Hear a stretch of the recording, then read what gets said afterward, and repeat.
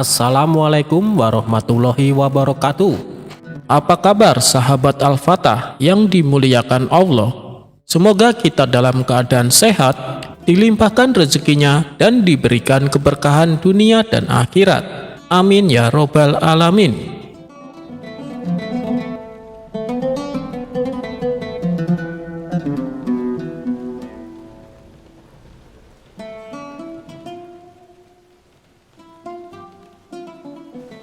Di sebuah pinggiran kota yang ramai, hiduplah seorang penjual daging panggang yang terkenal dengan keahliannya.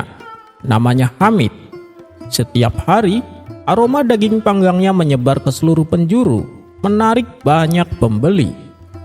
Suatu sore saat Hamid sedang sibuk membolak-balik daging di atas bara api yang menyala, ia melihat seorang pria tua yang sangat alim dan dikenal saleh oleh penduduk setempat, yaitu Abu Nawas. Namun, kali ini Abu Nawas tidak sedang melontarkan lelucon. Ia berdiri di depan lapak daging panggang itu dan tiba-tiba saja menangis terseduh-seduh. Hamid yang keheranan menghentikan pekerjaannya. Ia maju mendekati Abu Nawas. "Wahai Abu Nawas," tanya Hamid dengan bingung, "ada apa denganmu? Apakah kau menginginkan daging panggang ini? Ambil saja. Aku akan memberikannya gratis." Abu Nawas menggelengkan kepala sambil terisak. "Tidak, Hamid. Aku sama sekali tidak menginginkan daging panggang itu," jawab Abu Nawas. "Lalu, apa yang membuatmu menangis dari tadi?" tanya Hamid yang mulai merasa tidak enak hati. "Apakah ada masalah besar yang menimpamu?" Sambil menyeka air matanya, Abu Nawas mengutarakan musabab dari tangisannya. "Aku menangis karena memikirkan nasib kita, Hamid," ujar Abu Nawas dengan suara yang bergetar. "Lihatlah, kita memanggang daging hewan di atas bara api. Kita memanggang mereka dalam keadaan sudah mati tak bernyawa." Abu Nawas menunjuk bara api di bawah daging. "Sementara itu, Hamid, manusia, termasuk diriku dan dirimu sendiri, suatu saat nanti akan dipanggang, bahkan dimasukkan ke dalam api dalam keadaan hidup-hidup," kata Abu Nawas. Hamid, si penjual daging yang biasanya ceria, seketika terdiam. Ia merasapi kata-kata Abu Nawas. Pandangannya beralih dari daging panggang yang lezat ke bara api yang membara. Ia membayangkan dirinya sendiri berada di tengah kobaran api yang jauh lebih besar dan menyakitkan. Keringat dingin mulai membasahi dahinya. "Ya Allah," bisik Hamid. Ia pun ikut menangis. Tak lama kemudian, beberapa orang lain yang ikut mendengar ucapan Abu Nawas juga mulai termenung dan terisak. Sebuah warung daging panggang yang tadinya ramai dengan pembeli yang ingin menikmati kelezatan, kini berubah menjadi tempat muhasabah diri. Abu Nawas melihat reaksi Hamid, tersenyum melalui air matanya. Ia menepuk pundak Hamid. "Hamid, inilah hikmahnya," kata Abu Nawas. "Dunia ini seringkali membuat kita lupa. Aroma daging panggang membuat kita lupa bahwa kita semua sedang menuju ke tempat pemanggangan yang lebih dahsyat. Tangisan ini, Hamid, bukanlah tangisan kesedihan, melainkan tangisan pengingat. Kita harus selalu mengingat kematian dan hari pembalasan agar kita tidak menyia-nyiakan hidup ini hanya untuk kesenangan dunia yang fana." Hamid mengangguk. Ia mematikan bara apinya dan menutup lapak dagangannya hari itu juga. "Terima kasih Abu Nawas," kata Hamid. "Kau tidak memberiku daging, tapi kau memberiku pelajaran yang lebih berharga daripada sebuah daging di Baghdad." Sejak hari itu, Hamid tetap menjadi penjual daging panggang, tetapi ia menjadi lebih saleh. Ia selalu mengingat perkataan Abu Nawas setiap kali ia menyalakan bara apinya. Ia tahu ketakwaan sejati adalah menjadikan kematian sebagai pengingat terbaik dalam menjalani kehidupan.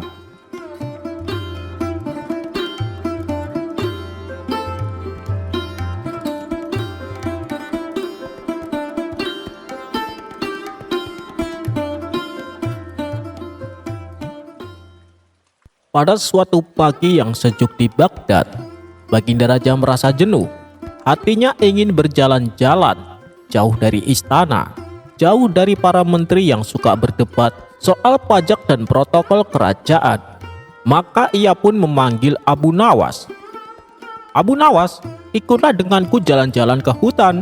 Aku ingin menikmati alam, tanpa pengawal, tanpa protokol," pinta baginda raja. Abu Nawas mengangkat alis. "Maaf Paduka, Paduka yakin hutan tidak menyediakan teh manis atau kipas emas?" jawab Abu Nawas. Raja tertawa ringan. "Justru itu yang kucari, ketulusan alam," jawab baginda raja. Maka berangkatlah mereka berdua, hanya berbekal air minum, beberapa kurma, dan keyakinan bahwa jalan pulang pasti akan mudah ditemukan. Ya, pada akhirnya terbukti keliru. Awalnya perjalanan berjalan menyenangkan. Burung-burung bernyanyi, angin bertiup pelan, dan Abu Nawas sempat membuat pantun dadakan. Kalau tersesat jangan panik, ikuti saja Abu Nawas yang unik. Sayangnya, setelah 1 jam, mereka menyadari bahwa jalur yang mereka lalui tidak lagi familiar. "Abu Nawas, apakah kita tersesat?" tanya baginda raja. "Tidak Paduka," jawab Abu Nawas sambil melihat sekeliling. "Kita hanya sedang berada di tempat yang tidak kita kenali sama sekali dan tidak tahu harus kemana. Tapi itu beda dengan tersesat secara teknis," jawab Abu Nawas sambil tersenyum. Raja menatapnya. "Abu Nawas, baiklah, kita tersesat Paduka," ucap Abu Nawas. Mereka pun mulai mencari jalan. Namun setiap arah tampak serupa. Pohon, semak, batu besar, pohon lagi. Raja mulai sedikit gelisah. Tiba-tiba terdengar langkah pelan dari balik semak. Muncullah seorang pria tua dengan tongkat kayu. Langkahnya pelan, matanya tertutup kain hitam.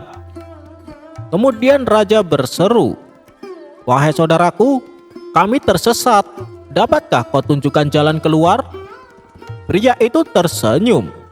"Tentu saja bisa, tapi mohon maaf, aku tidak bisa melihat," jawab pria tersebut. Mendengar itu raja terkejut. "Maaf, engkau buta?" tanya raja. "Iya, saya buta. Namun aku mengenal hutan ini seperti mengenal nadiku sendiri," jawabnya tenang. Abu Nawas tersenyum kecil. "Lihatlah Paduka, terkadang yang tak bisa melihat justru paling memahami arah," ujarnya. Pria tua itu memperkenalkan diri sebagai Malik. Ia telah tinggal di pinggir hutan selama puluhan tahun. Ia menawarkan tempat berteduh hingga sore tiba, lalu akan mengantarkan mereka keluar saat cuaca tak terlalu panas. Di pondok sederhana Malik, mereka beristirahat. Malik menceritakan kisah-kisah hutan, dari suara burung hantu yang bersajak sampai rusa yang pernah mencuri buah di dapurnya.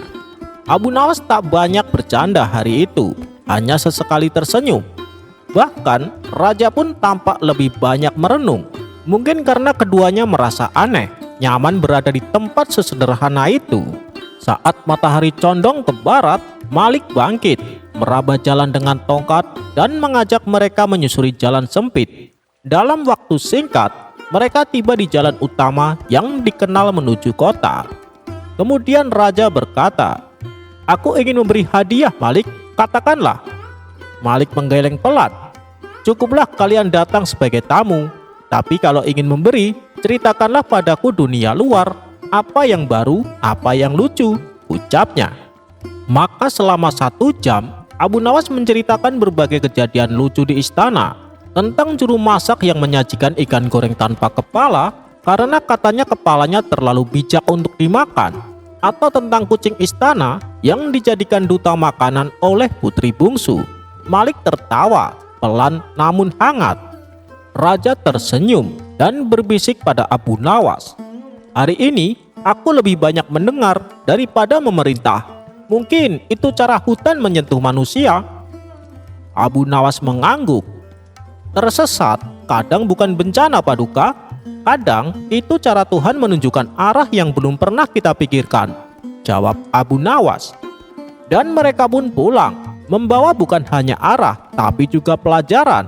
Setelah kembali ke istana, Baginda Raja tidak bisa melupakan pengalaman bersama Malik, si pria buta bijak dari hutan. Diam-diam, dalam hati sang raja merasa ada pelajaran besar yang ia terima, bukan dari penasehatnya, bukan dari para menterinya, tetapi dari seorang buta yang hidup dalam kesederhanaan. Raja tahu Malik bukan orang yang tertarik pada harta, jadi ia tidak serta-merta mengirim emas atau perhiasan. Sebagai gantinya, ia memerintahkan agar beberapa kebutuhan Malik dipenuhi dengan cara tak langsung. Beberapa hari setelah mereka bertemu, muncullah seorang pemuda ke rumah Malik dengan alasan sedang mencari kerja dan menawarkan diri untuk menjadi pembantu sekaligus teman bicara. Ia membawa bahan makanan, kayu bakar, dan sebuah tikar baru. Pemuda itu utusan raja tentu saja, tapi ia diperintahkan untuk tidak menyebut siapapun yang mengutusnya. Di ruang pertemuan istana, raja mulai mengutip ucapan-ucapan Malik dalam rapat kerajaan. Jangan ukur kemampuan dari mata, tapi dari langkah. Yang banyak bicara tak selalu banyak tahu, yang diam bisa menyimpan hutan dalam hatinya. Para menteri bingung, siapa gerangan guru baru Paduka ini? Raja hanya tersenyum. Seorang yang tak bisa melihat, tapi membuatku melihat banyak hal, ucapnya. Kemudian raja memerintahkan Abu Nawas untuk menuliskan kisah perjalanan mereka ke dalam sebuah buku kecil, sebagai bahan bacaan untuk anak-anak di istana dan rakyat di madrasah. Abu Nawas sempat bertanya, Paduka yakin kisah ini layak dicetak? Lebih dari layak, jawab sang raja. Karena di hari itu kita tidak hanya menemukan jalan pulang, kita menemukan makna arah. Abu Nawas pun menulis kisah itu, tentu dengan sedikit bumbu humor dan syair di sana-sini. Sejak saat itu, raja sering mengutus orang untuk mengunjungi Malik dengan berbagai pertanyaan tentang hidup, keputusan, atau sekedar minta pendapat. Orang-orang itu berpura-pura sebagai rakyat biasa yang kebingungan, lalu mencatat semua jawaban Malik. Hasilnya kemudian disampaikan kepada raja yang seringkali tersenyum dan berkata, lihat, matanya buta, tapi hatinya jernih. Sebagai bentuk penghormatan, raja memerintahkan bahwa jalan sempit yang pernah mereka lewati bersama Malik diberi nama Rahasia Cahaya dalam Kegelapan. Dan di tepi jalur itu dibangun sebuah tempat singgah kecil bagi musafir dengan papan bertuliskan, jika kau kehilangan arah, berhentilah sejenak. Bisa jadi arah sedang menunggumu duduk. Begitulah Malik tak pernah menjadi orang terkenal, tak pernah berdiri di istana, tapi hikmahnya mengalir jauh, menjadi bagian dari kebijakan, pengajaran, bahkan cerita-cerita anak di Baghdad. Dan Abu Nawas, ia masih menggeleng-gelengkan kepala sambil berkata, aku cuma mau jalan-jalan, ujung-ujungnya malah jadi bab dalam buku sejarah.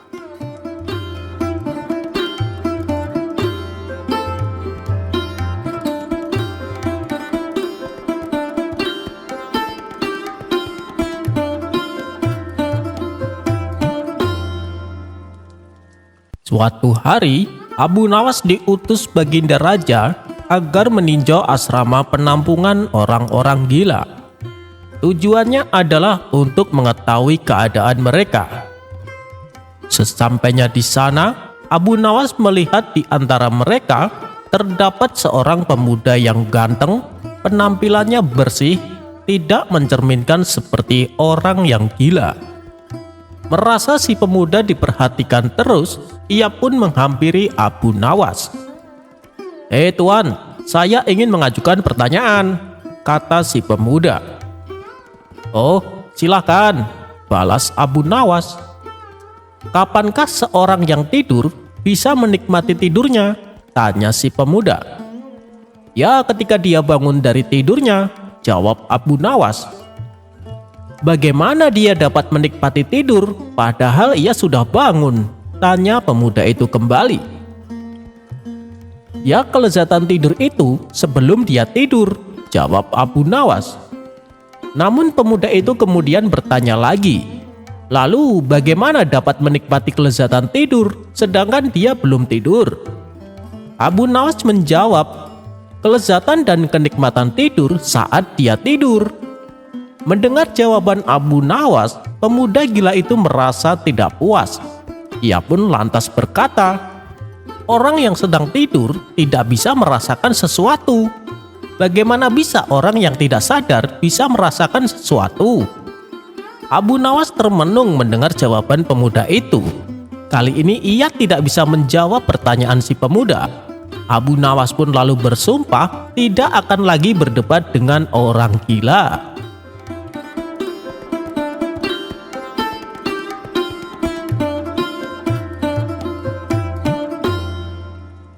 Waktu itu ketika hari raya Idul Adha, Baginda Raja berkurban hewan kambing dengan jumlah yang sangat banyak. Hal ini bertujuan agar seluruh rakyat Baghdad bisa mendapatkannya secara merata. Masyarakat pun menyambutnya dengan sukacita. Setelah acara pemotongan hewan kurban, tibalah saatnya pembagian daging kambing kepada masyarakat. Orang-orang pun berantusias mengantri di depan gerbang istana, termasuk Abu Nawas. Ketika datang giliran Abu Nawas, Baginda Raja bukan memberinya daging kambing, melainkan sekantong tepung gandum. Tentu saja Abu Nawas menolaknya. Ia pun bertanya kepada Baginda Raja, "Paduka yang mulia, kenapa saya diberi tepung gandum, sedangkan mereka semua diberi daging kambing?" Baginda Raja membalas, "Aku melakukan ini karena aku sayang sama kamu, Abu Nawas." Abu Nawas pun heran mendengarnya. "Sayang? Sayang bagaimana, Paduka?" tanya Abu Nawas. "Abu Nawas, bukankah kamu punya riwayat penyakit tekanan darah tinggi? Saya khawatir, Abu Nawas, nanti penyakitmu jadi kambuh," jawab Baginda Raja. Disinilah Abu Nawas baru menyadari bahwa Baginda Raja sengaja ingin mengerjainya. "Sejak kapan saya punya penyakit tekanan darah tinggi?" gerutu Abu Nawas dalam hati. Tapi namanya saja Abu Nawas, ia pantang mundur sebelum mendapatkan apa yang diinginkan. Dengan akal cerdiknya ia berusaha mengelabui rajanya.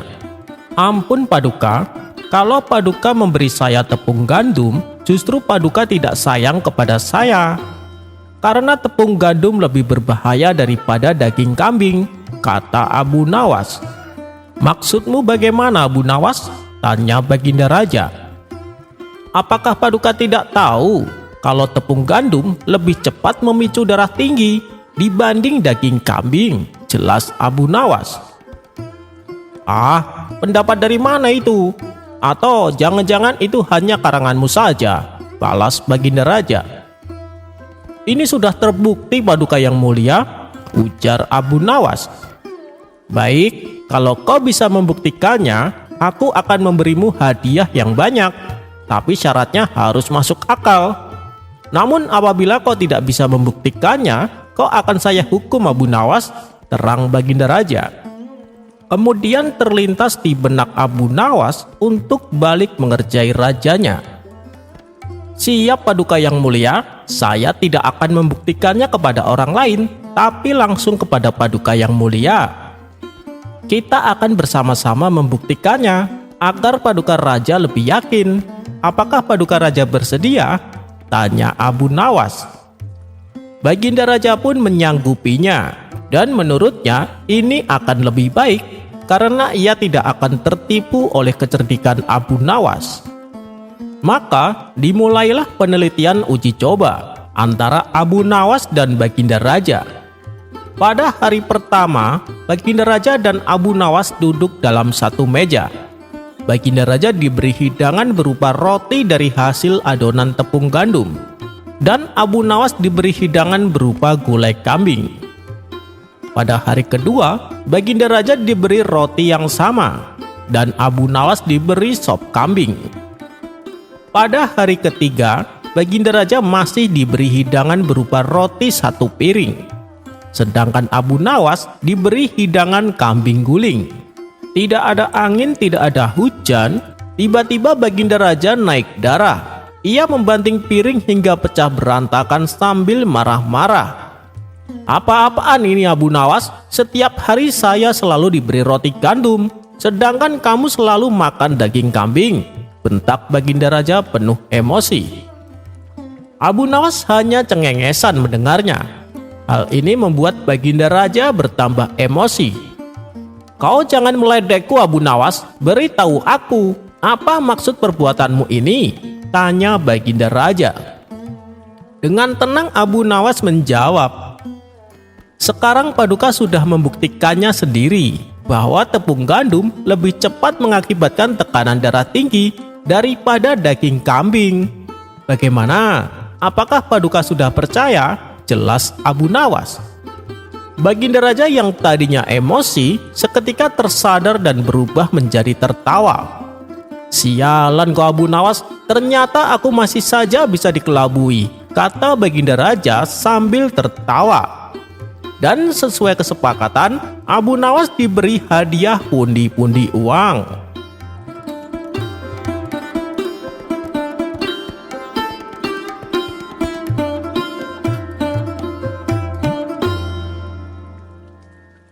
Suatu hari, Raja dan Abu Nawas pergi berburu di dalam hutan.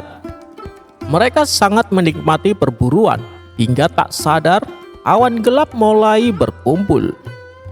Dalam sekejap, hujan deras mengguyur hutan, disertai angin kencang dan kilat yang menyambar. "Abu Nawas, cepat kita harus mencari tempat berteduh," seru Baginda Raja sambil menepuk kudanya. Mereka berdua bergegas mencari perlindungan. Setelah beberapa saat, mereka menemukan sebuah gubuk tua di tengah hutan. "Ayo, kita masuk ke dalamnya," ujar Baginda Raja tanpa berpikir panjang. Namun, begitu mereka melangkah masuk, pintu tiba-tiba tertutup sendiri dengan keras. Angin berputar-putar di dalam gubuk. Lilin-lilin di sudut ruangan menyala dengan sendirinya. Dan tiba-tiba muncul sesosok makhluk menyeramkan. Seorang jin bertubuh besar dengan mata merah menyala dan tawa menggelegar. "Siapa yang berani masuk ke tempatku tanpa izin?" Suaranya menggema di seluruh ruangan. Raja tersentak. Aku hanya ingin berteduh," katanya dengan suara gemetar. Jin itu menyeringai. "Tidak ada yang bisa keluar dari sini tanpa memenuhi syaratku." Mendengar itu Raja makin ketakutan.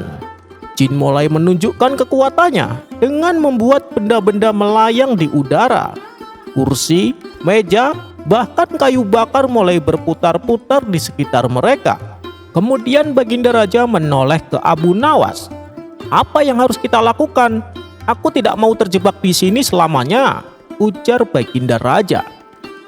Abu Nawas seperti biasa, ia tetap tenang. Ia lalu mendekati sang jin dan berkata, "Jika kau ingin menakuti kami, kau harus bisa melakukan sesuatu yang lebih menakutkan." Jin itu tertawa. "Aku bisa melakukan apapun. Katakan apa yang harus kulakukan." Abu Nawas tersenyum licik. "Kalau begitu, buat dirimu mengecil hingga seukuran semut." Jin itu mengerutkan dahi, tetapi karena sombong, ia langsung merapal mantra, dan tiba-tiba tubuhnya menyusut menjadi sangat kecil. Baginda Raja melihat kesempatan itu.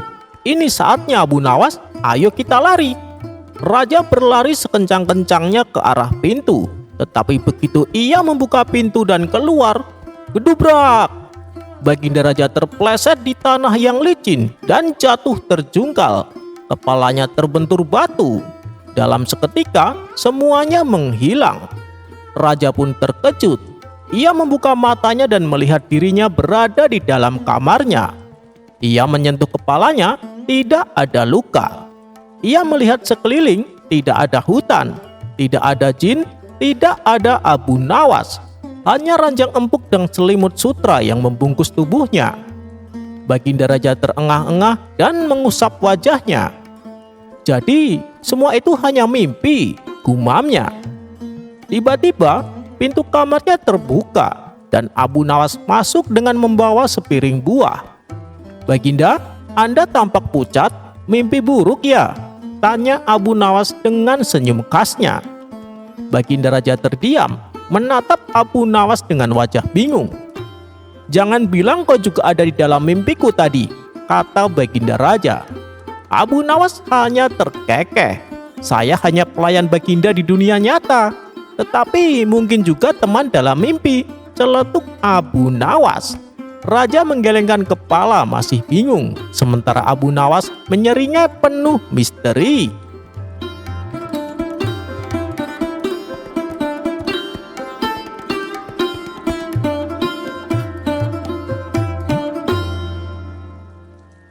Sore itu Abu Nawas tampak kebingungan karena ia kembali kehilangan keledainya. "Sialan, kalau terus-terusan seperti ini, besok akan kujual," gerutu Abu Nawas. Kemudian ia pun berkeliling kampung untuk mencari keledainya yang kabur. Namun setelah ia berjalan ke sana kemari, keledainya masih belum juga ditemukan. Karena sudah merasa capek, ia memutuskan istirahat sebentar di depan rumah salah satu warga. Ternyata di rumah tersebut ada sepasang kekasih yang sedang dilanda asmara. Sayup-sayup Abu Nawas mendengar rayuan si lelaki kepada kekasihnya. "Wahai pujaan hatiku, engkau adalah segalanya bagiku. Aku ingin selamanya bersamamu." Si wanita membalas, "Aku juga sangat mencintaimu. Aku tak ingin kehilangan dirimu." Si lelaki tak mau kalah. "Wahai pujaan hatiku, tidakkah engkau tahu, dikala aku memandangmu, aku melihat dunia dan seisinya." Mendengar itu, Abu Nawas lalu menghampiri mereka berdua. "Kebetulan sekali, aku sangat membutuhkan bantuanmu," kata Abu Nawas kepada si lelaki. Melihat kedatangan Abu Nawas yang tiba-tiba, tentu saja membuat si lelaki terkejut dan terganggu. "Tuan ini siapa dan mau apa datang kemari? Pergilah, jangan ganggu kami," balas si lelaki. "Maaf, bukannya aku bermaksud mengganggu kalian berdua, tapi aku sungguh membutuhkan pertolonganmu," timpal Abu Nawas. "Baiklah, beritahu aku, apa yang bisa aku bantu?" tanya si lelaki. "Begini, aku telah kehilangan keledaiku. Aku sudah mencarinya kemana-mana, tapi belum juga ditemukan. Tolong beritahu aku di mana keledaiku berada," pinta Abu Nawas. "Mana aku tahu, kenapa kau tanyakan itu padaku?" balas si lelaki. "Tadi aku dengar kau bilang pada kekasihmu, katanya dengan memandangnya kau bisa melihat dunia dan seisinya. Aku yakin kau pasti tahu di mana keledaiku, karena hilangnya masih berada di dunia," timpal Abu Nawas. Si pemuda menjadi emosi dengan perkataan Abu Nawas ini. "Hei, ngapain juga kau mengurusi pembicaraanku? Urusi saja keledaimu yang hilang," bentak si lelaki. "Oh, jadi kamu tidak tahu di mana keledaiku?" tanya Abu Nawas.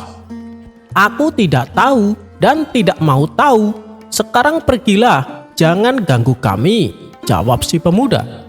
"Masih muda tapi suka berbohong. Bagaimana nanti tuannya?" balas Abu Nawas. "Wahai nona, jangan percaya sama ucapannya. Dia itu pembohong," kata Abu Nawas kepada si wanita. Spontan si lelaki bertambah emosi. "Apa maksudmu? Siapa yang pembohong?" ucap si lelaki tidak terima. "Loh, tadi kau bilang bisa melihat dunia dan seisinya. Keledaiku saja kau tidak tahu. Bukankah itu namanya pembohong?" jelas Abu Nawas sambil ngeloyor pergi. Melihat kejadian itu, si wanita tertawa terpingkal-pingkal.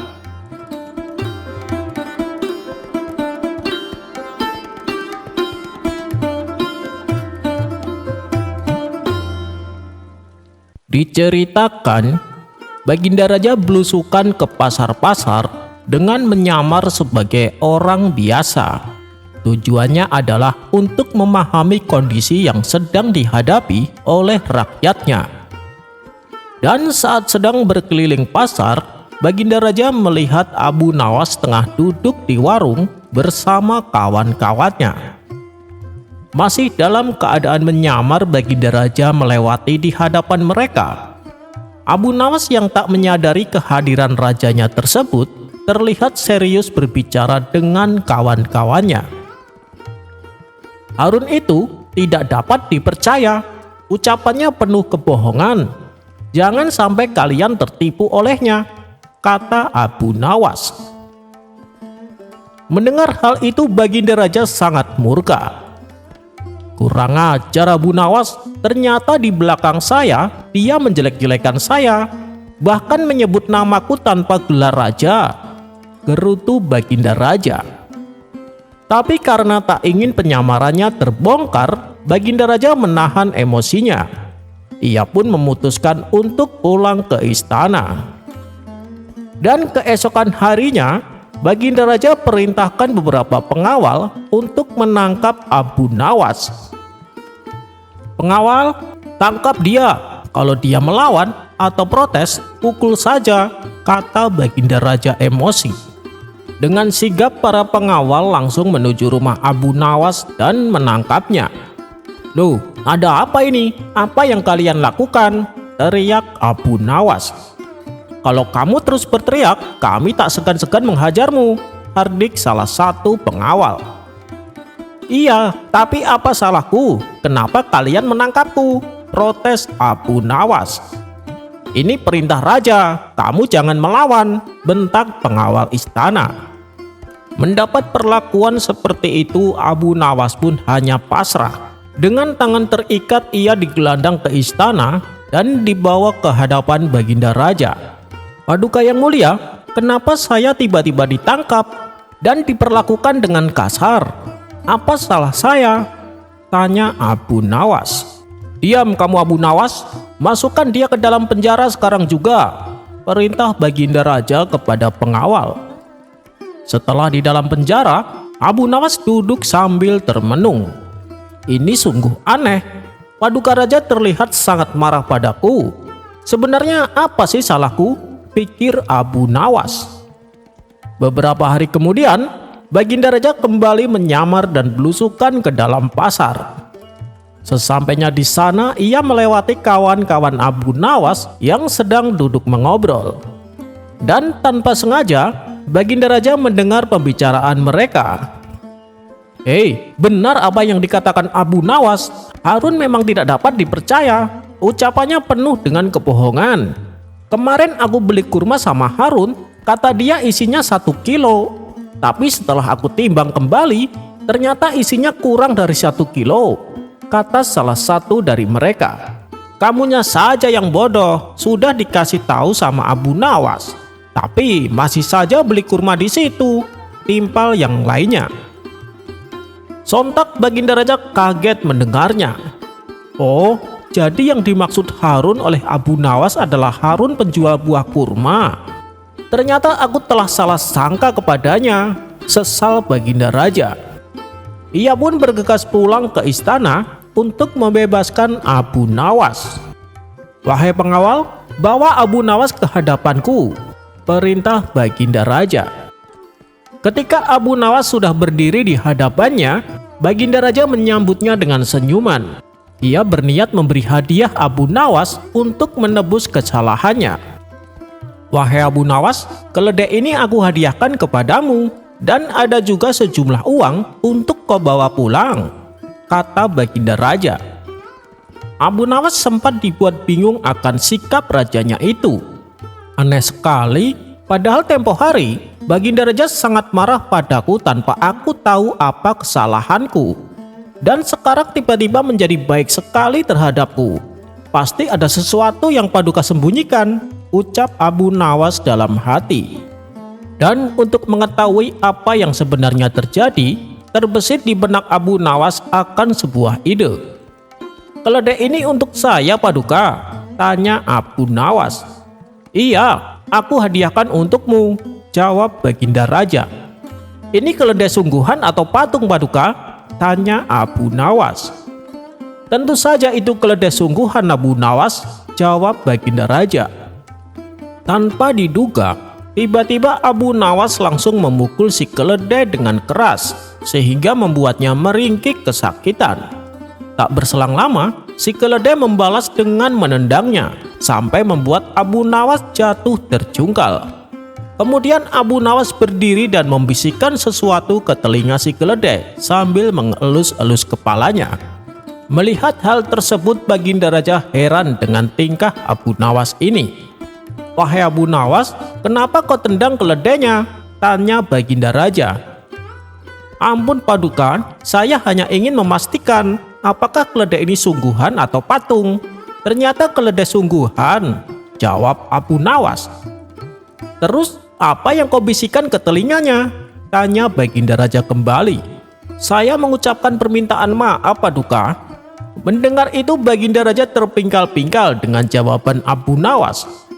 "Kamu ini ada-ada saja Abu Nawas, mana mungkin keledai mengerti dengan ucapanmu?" "Memangnya keledai tahu bahasa manusia?" kata Baginda Raja sambil terus tertawa. "Saya tidak peduli apakah keledai itu mengerti atau tidak. Tapi kodrat saya sebagai manusia, apabila melakukan kesalahan harus minta maaf, meskipun hanya kepada seekor keledai. Dan aku tidak butuh permintaan maafnya karena telah menendangku, sebab kodrat dia adalah sebagai binatang. Jadi, bila ada manusia melakukan kesalahan dan tidak meminta maaf, maka dia tak ubahnya seperti seekor binatang," tutur Abu Nawas. Seketika Baginda Raja tersadar bahwa yang disampaikan Abu Nawas menyindir perbuatan dirinya. "Saya memahami maksudmu Abu Nawas. Saya akui saya bersalah dan saya minta maaf," ucap Baginda Raja menyesal. Ia pun lalu menceritakan tentang kesalahpahaman yang ia dengar sewaktu Abu Nawas dan kawan-kawannya ngobrol di pasar. Dan Abu Nawas menerima permintaan maaf Baginda Raja.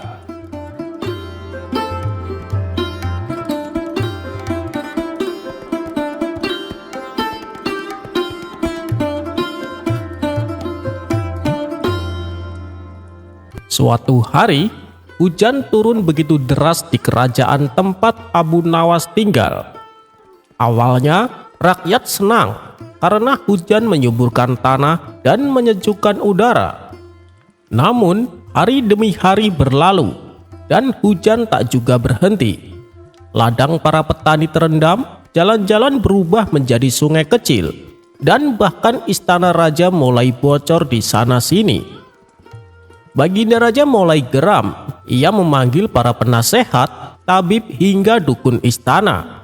Tapi tak satu pun yang bisa menghentikan hujan. Akhirnya sebagai harapan terakhir, Raja memanggil Abu Nawas. "Wahai Abu Nawas, hujan ini sudah terlalu lama. Istana bocor, sandal basah terus. Bahkan kucing kesayanganku enggan keluar dari bawah tempat tidur. Apa yang bisa kau lakukan untuk menghentikan hujan ini?" seru Raja sambil mengelap jubahnya yang basah. Abu Nawas mengelus janggutnya dan tersenyum. "Baginda, saya bisa menghentikan hujan dalam waktu 1 hari, tetapi ada satu syarat." "Apa itu? Katakan cepat," pinta Baginda Raja. "Baginda harus mengumpulkan seluruh rakyat kerajaan di alun-alun besok pagi. Mereka semua harus membawa payung besar." Raja mengerutkan dahi. "Payung? Apa hubungannya dengan menghentikan hujan?" tanya Raja penasaran. "Percayalah Baginda, ini cara paling ilmiah dan terbukti ampuh," kata Abu Nawas dengan percaya diri. Karena sudah putus asa, Baginda Raja pun setuju. Maka pada keesokan paginya, seluruh rakyat berkumpul di alun-alun dalam keadaan basah kuyup. Ada yang membawa payung besar, ada yang memakai wajan sebagai pelindung kepala, dan bahkan ada yang membawa daun pisang karena tidak punya payung. Begitu semua orang siap, Abu Nawas naik ke atas panggung dan berkata dengan lantang, "Sekarang buka semua payung kalian." Rakyat pun serentak membuka payung. Dan ajaib, saat semua orang sudah siap dengan payung masing-masing, hujan tiba-tiba berhenti. Langit mendadak cerah, burung-burung berkicau. dan matahari bersinar seakan mengejek mereka yang dari tadi ketakutan. Melihat itu raja terperangah, lalu tertawa terbahak-bahak. "Abu Nawas, bagaimana kau tahu ini akan terjadi?" tanya raja keheranan. Abu Nawas tersenyum penuh kemenangan. "Baginda, sudah hukum alam. Jika kita siap menghadapi hujan, hujan pasti enggan turun. Tapi kalau kita lupa bawa payung, ia justru makin deras." Seluruh rakyat tertawa terpingkal-pingkal. Mereka merasa bodoh telah begitu panik. Bahkan raja sampai jatuh terduduk karena terlalu banyak tertawa. Sejak hari itu, raja menetapkan aturan baru. Jika hujan turun terlalu lama, seluruh rakyat harus membawa payung keluar rumah. Bukan untuk menghentikan hujan, tapi agar mereka tetap bisa tertawa bersama. Ya, memang terkadang hujan sering meledek kita, bukan? Seperti ketika kita habis mencuci kendaraan, tiba-tiba hujan turun. Atau saat kita lupa bawa jas hujan, malah turun hujan. Sebagai manusia kita harus mensyukurinya, bukan?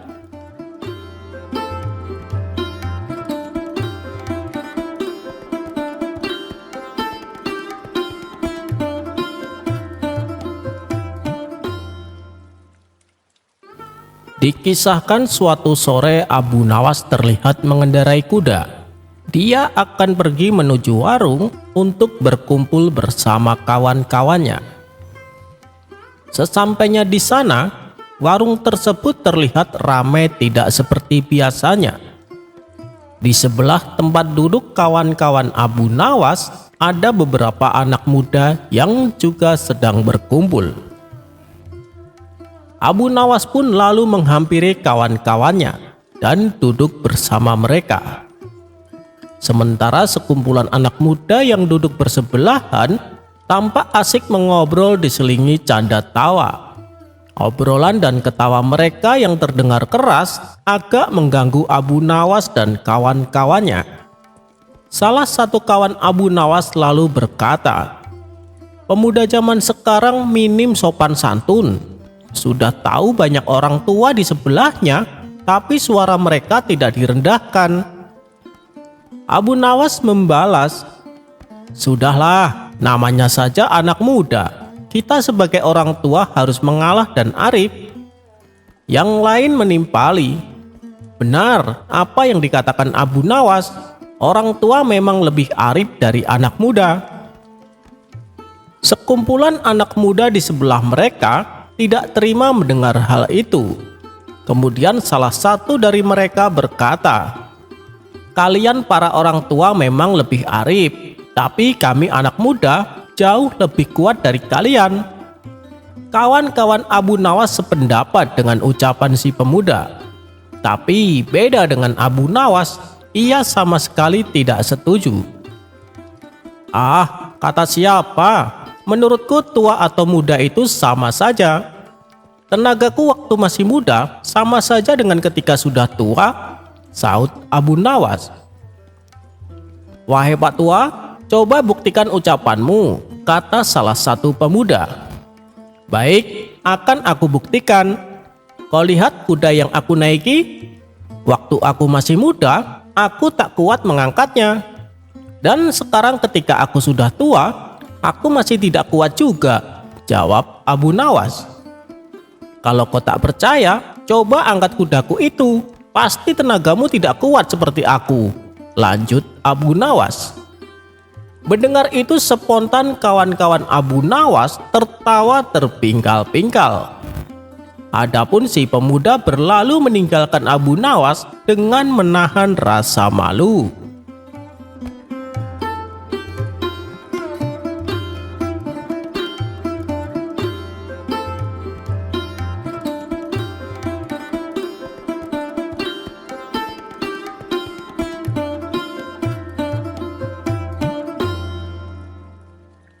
Dikisahkan ada seorang waliullah yang mempunyai karomah luar biasa, yaitu ia bisa tidur di dalam air. Waliullah ini bernama Kiai Haji Ali Masud, seorang ulama besar yang berasal dari Sidoarjo. tepatnya di daerah Pagerwojo. Karomah tersebut sudah ia dapatkan justru ketika ia masih kecil. Cerita ini bermula ketika ayahnya yang juga merupakan ulama setempat sedang mengajar ngaji orang-orang di rumahnya. Ali Masud yang masih kecil membuat suara-suara gaduh. Ia berteriak sambil memainkan kuda-kudaan yang ia tunggangi. Karena seringnya berbuat demikian, lama-kelamaan ayahnya menjadi marah. Ia sangat terganggu dengan perilaku Ali Masud. Lalu sang ayah membentak dengan suara yang lantang, sehingga orang-orang yang sedang mengaji padanya juga ikut terkejut dan ketakutan. Begitu pula dengan Ali Masud, ia tak kalah kagetnya dan ketakutan. Saking takutnya, Ali Masud langsung melarikan diri meninggalkan rumah. Dia menghilang selama 3 hari, ia tidak kelihatan sama sekali. Jadi keadaan menjadi sepi, tidak seperti biasanya. Kesepian tersebut baru menyadarkan hati sang ayah. "Tumben Gus, tidak ada suara teriakanmu," kata sang ayah. Namun panggilan ayahnya tersebut tidak ada sautan dari Ali Masud. Ketika diulangi beberapa kali, tetap saja tidak ada jawaban. Akhirnya muncul perasaan tidak enak. Maka ayahnya menyuruh santri-santrinya untuk membantu mencari Ali Masud. Usaha pencarian sudah dilakukan kemana-mana, namun tidak membuahkan hasil. Hal ini sontak membuat ayahnya merasa sangat khawatir. Setelah sekian lama melakukan pencarian, kemana saja tidak ditemukan. Salah seorang santri yang merasa kelelahan akhirnya berniat mandi di kamar mandi untuk menyegarkan badan. Ia berharap dengan mandi rasa lelahnya akan hilang. Si santri kemudian masuk ke kamar mandi dan mengguyur badannya dengan air, lalu menggosoknya dengan sabun. Pada saat ia memakai sabun, matanya tertuju pada sebuah benda di dalam kolam. Ia melihat ada benda aneh di dalamnya. Benda tersebut terlihat seperti ikan besar yang terbungkus kain sarung. Sesekali bergerak pelan, lalu diam lagi. Saat ia mendekat dan mengamatinya, benda tersebut kembali bergerak. Spontan saja si santri merasa ketakutan dan berlari melaporkan kepada kiainya, yaitu ayahnya Ali Masud. Sang kiai pun bergegas menuju kamar mandi yang diceritakan santrinya.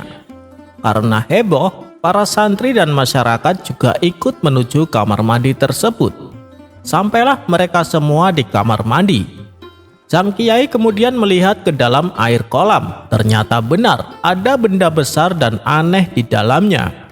Lalu diambillah kayu yang agak panjang untuk menyentuh benda yang ada di kolam tersebut. Saat tersentuh kayu, benda itu bergerak-gerak tidak cepat. Tiba-tiba benda yang terbungkus kain sarung menjadi terbuka. Dan yang lebih mengejutkan lagi, ternyata benda tersebut bukanlah ikan besar, melainkan anak kecil. Dialah Ali Masud yang tengah ketiduran di dalam air kolam. Lalu ayahnya bertanya kepadanya, "Ngapain kamu di situ?" Ali Masud menjawab, "Saya ngantuk ayah, lalu saya ketiduran." Ayahnya kembali bertanya, "Sejak kapan kamu tidur di situ?" "Sejak ayah marah-marah kepada saya," jawab Ali Masud. Ternyata selama 3 hari dalam pencarian, Ali Masud tertidur di dalam air kolam. Atas kejadian tersebut, sang ayah mulai meyakini bahwa anaknya yang satu ini punya keistimewaan yang kelak akan menjadi ulama besar. Firasat ayahnya pun menjadi kenyataan ketika di usia tuanya, Ali Masud menjadi ulama yang sangat disegani di kotanya. Bahkan tak sedikit masyarakat yang sowan kepadanya minta didoakan. Masyarakat meyakini bahwa Kiai Haji Ali Masud doanya selalu dijabah karena beliau dekat dengan Allah Subhanahu wa Ta'ala. Demikianlah sekelumit kisah tentang waliullah yang bernama Kiai Haji Malik Masud. Wallahu a'lam bishawab.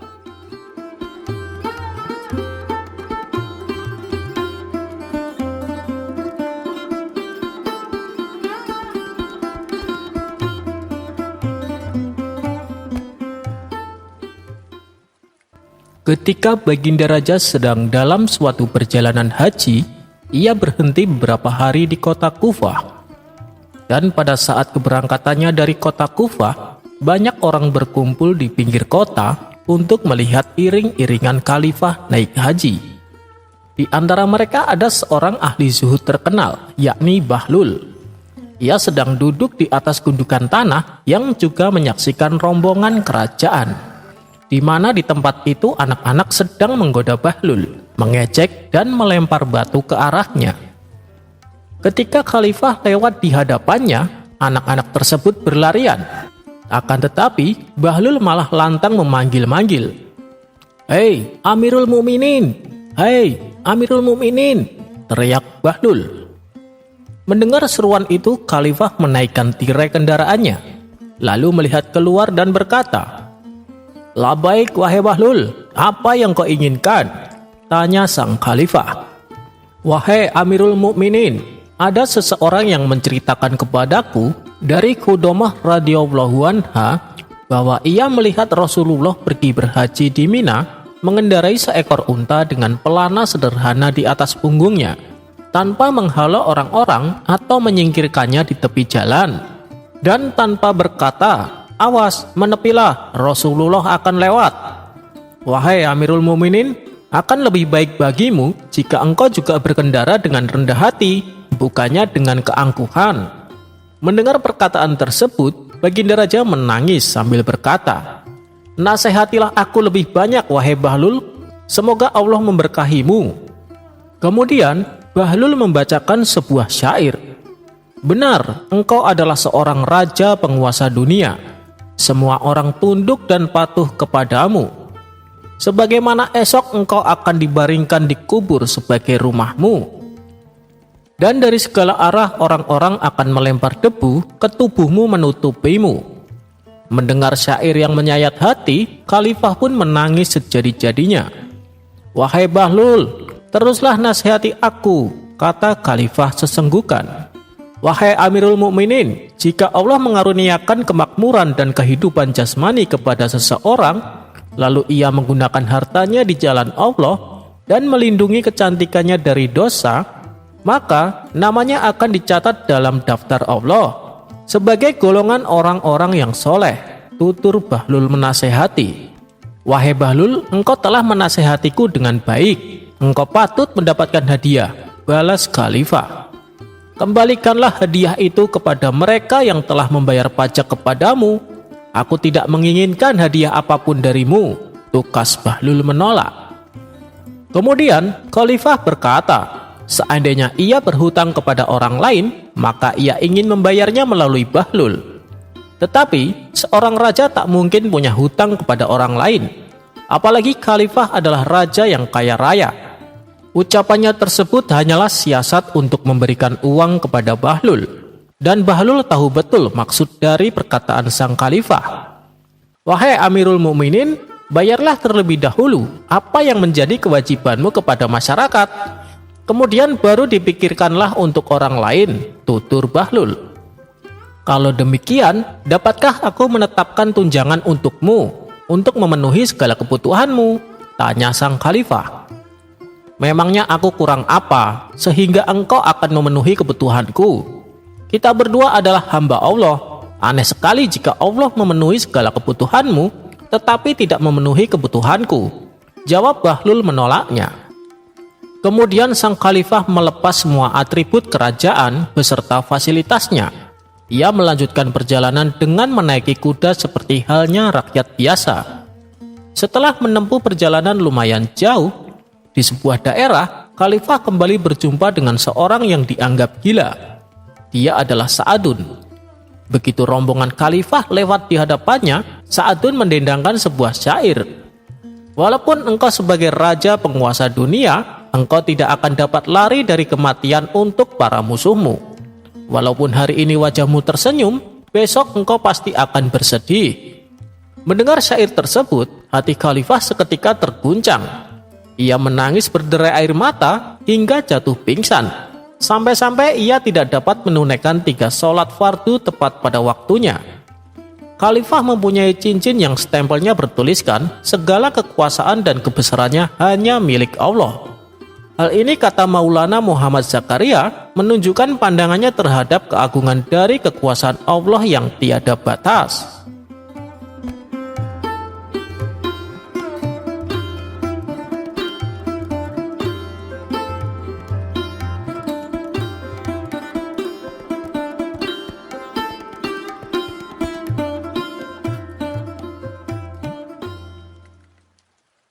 Diceritakan, Baginda Raja telah mengangkat penasehat istana yang baru. Namun dengan keberadaannya di istana, membuat Abu Nawas susah sekali menemui Baginda Raja. Penasehat istana ini memang tidak suka dengan Abu Nawas, sehingga segala cara ia lakukan agar Abu Nawas menjauh dari Baginda Raja. Abu Nawas pun menangkap gelagat yang tidak beres dengan perilaku penasehat istana tersebut. Hingga pada suatu hari, Abu Nawas kedatangan seorang tamu yang sedang ditimpa masalah. Tanah dan rumahnya telah dirampas oleh penasehat tersebut, dan kini ia meminta keadilan agar tanah dan rumahnya bisa kembali. "Kenapa dia melakukan itu padamu?" tanya Abu Nawas. "Dia itu adalah tetanggaku, rumahku berdampingan dengan rumahnya. Namun ketika ia membangun kembali rumahnya lebih megah, dia merampas tanah dan rumahku hanya untuk memperluas bangunan rumahnya. Bilangnya ini demi kepentingan kerajaan," kata tamu tersebut memberitahu. Sesaat Abu Nawas merasa bingung. Ia tidak tahu bagaimana caranya agar bisa mengadukan hal ini kepada Baginda Raja. Sedangkan saat ini untuk menemuinya saja sangatlah sulit. Itu dikarenakan ulah dari penasehat istana. Setelah lama berpikir, Abu Nawas menemukan jalan keluarnya. "Sebaiknya kamu pulang saja. Aku akan ke istana untuk membantu masalahmu," kata Abu Nawas kepada tamunya. Singkat cerita, datanglah Abu Nawas dengan mengenakan jubah panjang dan membawa tongkat di tangannya. Melihat kehadiran Abu Nawas di depan gerbang istana, sang penasehat segera mencegahnya untuk masuk. Akan tetapi timbul rasa penasaran. Kenapa Abu Nawas berpenampilan tidak seperti biasanya? "Mau apa kau kemari? Dan kenapa berpakaian seperti itu?" tanya penasehat istana. "Aku adalah orang suci yang ingin menemui Paduka Raja," jawab Abu Nawas. "Apa? Orang suci? Maksud kamu sekarang menjadi seorang nabi?" balas penasehat istana. "Sudah, beritahu saja rajamu bahwa ada orang suci ingin menghadap," kata Abu Nawas. Tiba-tiba terlintas di benak penasehat istana akan sebuah rencana jahat untuk memfitnah Abu Nawas. "Baiklah Abu Nawas, kali ini kau kuizinkan masuk," kata penasehat istana. Maka diantarlah Abu Nawas menghadap Baginda Raja. Sesampainya di hadapan Baginda Raja, sang penasehat istana langsung melancarkan rencana jahatnya. "Wahai Paduka yang mulia, Abu Nawas telah mengaku sebagai seorang nabi. Ia mengatakan bahwa dia adalah orang suci," lapor penasehat istana. Spontan Baginda Raja terkejut mendengarnya. "Apakah benar begitu Abu Nawas? Kau jangan macam-macam. Aku bisa saja menjatuhimu hukuman mati karena berani mengaku sebagai seorang nabi," bentak sang raja.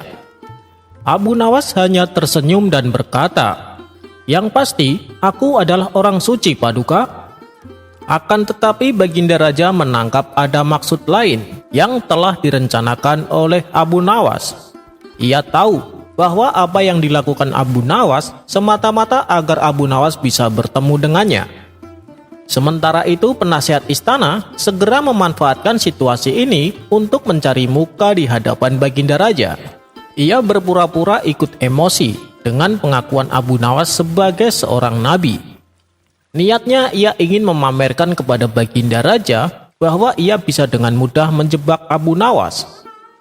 "Jadi benar kau seorang nabi? Kalau kau Nabi Ibrahim pasti punya mukjizat. Ketika dimasukkan ke dalam api, maka api akan menjadi dingin. Untuk membuktikannya kami ingin membakarmu. Jika api tidak menyentuh kulitmu sedikit pun, maka kami akan beriman kepadamu, kata penasehat istana. Ah, itu terlalu mudah, dan lagian orang yang membakar Nabi Ibrahim adalah orang yang tidak mempercayai Allah. Apakah kamu termasuk orang seperti itu? Tanya Abu Nawas. Tentu saja bukan, aku mengimani Allah sebagai Tuhanku, jawab penasehat istana. Kalau begitu janganlah berperilaku sepertinya, tukas Abu Nawas. Lalu kamu siapa? Kamu Nabi Musa, coba lemparkan tongkatmu. Kalau kau memang Nabi Musa, maka tongkatmu itu pasti akan berubah jadi ular, kata penasehat istana. Nabi Musa melakukan itu kepada orang-orang kafir. Apakah kamu termasuk sebagai orang kafir? Tanya Abu Nawas. Tentu saja tidak, aku bukan orang kafir. Aku adalah orang yang mengimani Allah, jawab penasehat istana. Kalau begitu, jangan memintaku melakukan hal itu, balas Abu Nawas. Lalu siapa sebenarnya kamu? Kamu Nabi Isa. Yang aku ketahui, Nabi Isa bisa menghidupkan orang mati. Bisa kau tunjukkan mujizatmu itu? Kata penasehat istana kembali. Akan aku buktikan kepadamu, balas Abu Nawas. Oh, jadi kamu sekarang mengaku sebagai Nabi Isa? Ayo, buktikan kepada kami mukjizatmu itu, perintah penasehat istana. Tentu saja akan aku buktikan. Pertama-tama, aku akan memukulmu dengan tongkat ini. Jika kau sudah mati, nanti dalam sekejap aku akan menghidupkannya kembali, ucap Abu Nawas.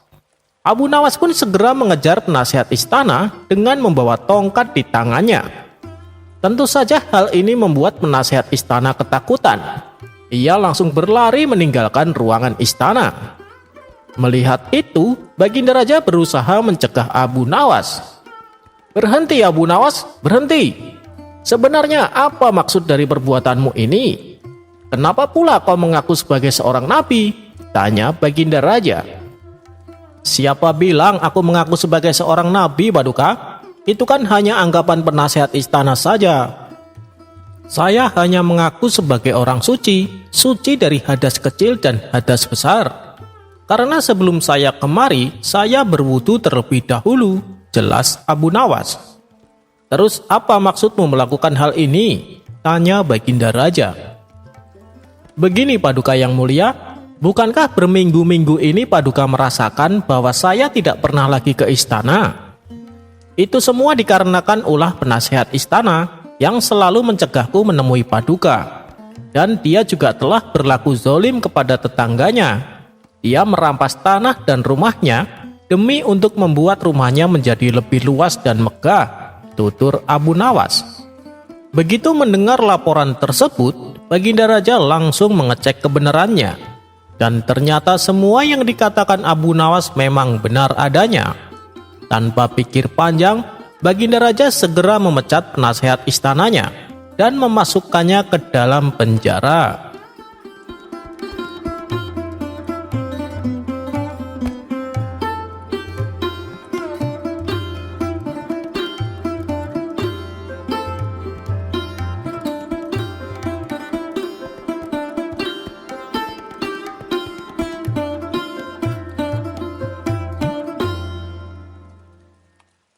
Dikisahkan, ada seorang teman akrab Abu Nawas yang suka usil mengerjai dirinya. Namanya adalah Hasan. Setiap kali Abu Nawas membalas kejahilannya, Hasan malah justru tertawa. Hal inilah yang membuat hubungan keduanya semakin bertambah akrab. Meski demikian, Hasan terkenal sangat penakut, apalagi kalau melewati tempat-tempat angker. Suatu hari, Abu Nawas mengajak Hasan pergi ke kampung tetangga dengan tujuan untuk membeli seekor keledai. Setibanya di kampung tersebut, hujan cukup deras. Mereka pun terpaksa berteduh di sebuah rumah. Untungnya, tujuan Abu Nawas membeli keledai sudah didapatkan sebelum hujan turun. Ketika waktu menjelang malam, hujan pun mulai reda dan lambat laun berhenti. Kita pulang naik keledai ini saja, Aku duduk di depan, kamu duduk di belakang, kata Abu Nawas. Disinilah sifat usil Hasan mulai kembali ditunjukkan.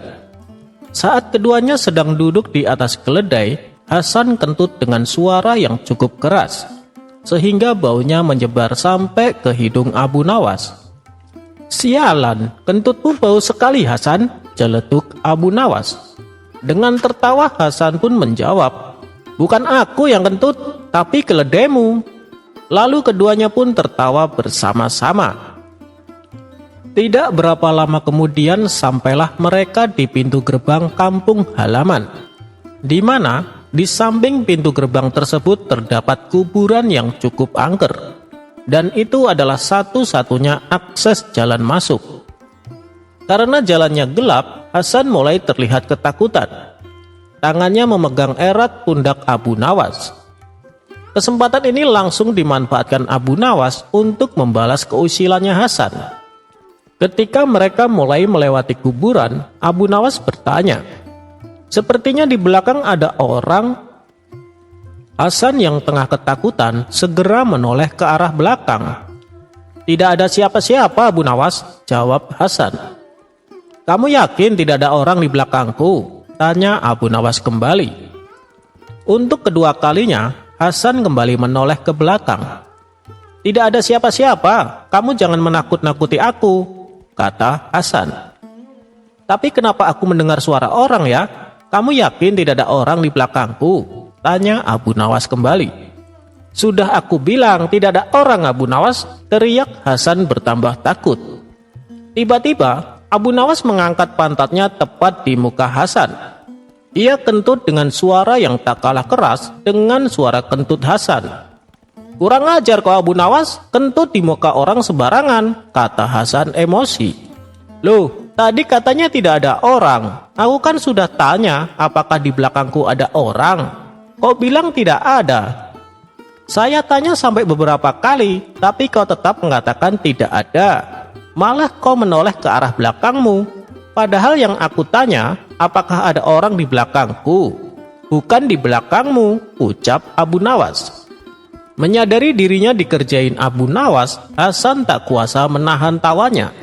Mereka berdua pun tertawa di sepanjang perjalanan.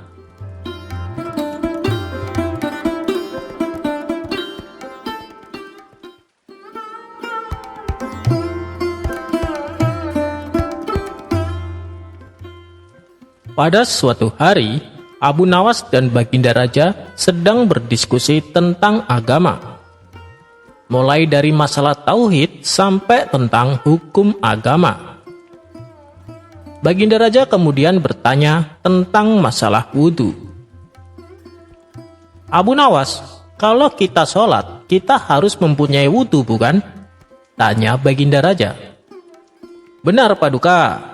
Kalau kita tidak punya wudhu, maka sholat kita tidak akan sah," jawab Abu Nawas. "Berarti kalau kita kentut, kita harus mengulangi wudhu supaya salatnya sah?" tanya Baginda Raja. "Iya, benar Paduka," jawab Abu Nawas. "Ini sungguh aneh," ujar Baginda Raja. Sontak Abu Nawas terkejut mendengarnya. "Aneh bagaimana Paduka? Ini kan sudah diatur oleh agama," sahut Abu Nawas. "Coba kamu pikir Abu Nawas, yang kentut kan pantat kita, sehingga wudhunya batal. Tapi kenapa yang dibasuh malah wajah?" tanya Baginda Raja. Dengan entengnya Abu Nawas menjawab, "Begini Paduka, ketika Paduka kentut di hadapan orang-orang, yang malu wajah Paduka atau pantat Paduka?" kata Abu Nawas balik bertanya. "Ya tentu saja wajah saya," jawab Baginda Raja. "Nah itu Paduka tahu. Mana ada pantat punya rasa malu Paduka? Oleh sebab itulah yang dibasuh adalah wajah," celetuk Abu Nawas. Seketika Baginda Raja pun tertawa dan memuji kecerdasan Abu Nawas.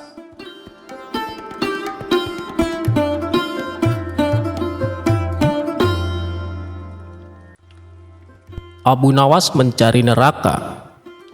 Saat itu, di waktu siang hari, tiba-tiba Abu Nawas keluar dari rumah dengan membawa lampu di tangannya sambil digoyang-goyangkan. Melihat kelakuan Abu Nawas, para penduduk sedikit terkejut dan mengatakan bahwa Abu Nawas mulai gila. Bahkan ada yang memberi komentar bahwa Baginda Raja pasti malu memiliki staf ahli yang gila seperti Abu Nawas. Namun komentar dari para penduduk sama sekali tidak dipedulikan oleh Abu Nawas. Keesokan harinya, Abu Nawas kembali melakukan hal yang sama. Dia keluar rumah bahkan lebih pagi dari kemarin, serta membawa lampu sambil digoyang-goyangkan. Di hari tersebut, para penduduk masih menganggap Abu Nawas waras, sehingga ditanyalah Abu Nawas oleh penduduk perihal perilakunya selama 2 hari ini. "Sedang apa kau, wahai Abu Nawas?" tanya para penduduk. "Aku sedang mencari neraka," jawab Abu Nawas singkat. Jawaban Abu Nawas membuat para penduduk langsung berpikir bahwa Abu Nawas sudah gila. Keesokan harinya, di hari ketiga, Abu Nawas tetap melakukan hal yang sama dan membuat para penduduk marah. Di sini ada undang-undang yang berisi melarang orang gila berkeliaran, sehingga ditangkaplah Abu Nawas dan dibawa ke istana. Saat sampai di istana, Baginda Raja merasa malu atas kelakuan staf ahlinya. "Abu Nawas, apa yang kamu lakukan dengan lampu minyak itu di siang hari?" tanya Baginda Raja dengan nada marah. "Hamba mencari neraka, Paduka yang mulia," jawab Abu Nawas dengan enteng. Mendengar jawaban Abu Nawas, Baginda Raja marah dan mengatakan bahwa Abu Nawas sudah gila. Namun Abu Nawas malah mengatakan sebaliknya, bahwa yang gila adalah orang-orang Baghdad, bukan dirinya. Mendengar jawaban itu, Baginda Raja memanggil penduduk kota dan mempersilahkan Abu Nawas berbicara. "Wahai kalian yang mengaku waras," teriak Abu Nawas kepada orang-orang di depannya. "Apakah kalian selama ini menganggap orang lain yang berbeda pikiran dan berbeda pilihan dengan kalian adalah munafik?" ucap Abu Nawas. "Benar," jawab penduduk. "Apakah kalian juga menyatakan para munafik itu sesat?" ucap Abu Nawas. "Betul, dasar sesat," jawab penduduk. "Jika mereka munafik dan sesat, apa konsekuensinya?" tanya Abu Nawas. "Hei Abu Nawas, kamu gila ya? Orang munafik pasti masuk neraka. Dasar munafik kamu," jawab penduduk. "Baik, jika saya munafik, sesat, dan masuk neraka, di mana neraka yang kalian maksud? Punya siapa neraka itu?" jawab Abu Nawas dengan tenang sambil mengangkat lampu di tangannya tinggi-tinggi seolah dia mencari sesuatu. Kali ini orang-orang di depan Baginda Raja mulai tak sabar. Mereka merasa diledek dengan mimik Abu Nawas dan lampu di tangannya. "Hei Abu Nawas, tentu saja neraka ada di akhirat dan itu milik Allah. Kenapa kamu tanya?" ucap penduduk. "Paduka, mohon maaf," kata Abu Nawas kepada Baginda Raja. "Tolong sampaikan kepada mereka, jika neraka ada di akhirat dan yang punya neraka itu adalah Allah, kenapa mereka di dunia ini gemar sekali menentukan orang lain masuk neraka? Apakah mereka asisten Allah yang sudah tahu bocoran catatan Allah? Atau jangan-jangan merekalah yang gila?"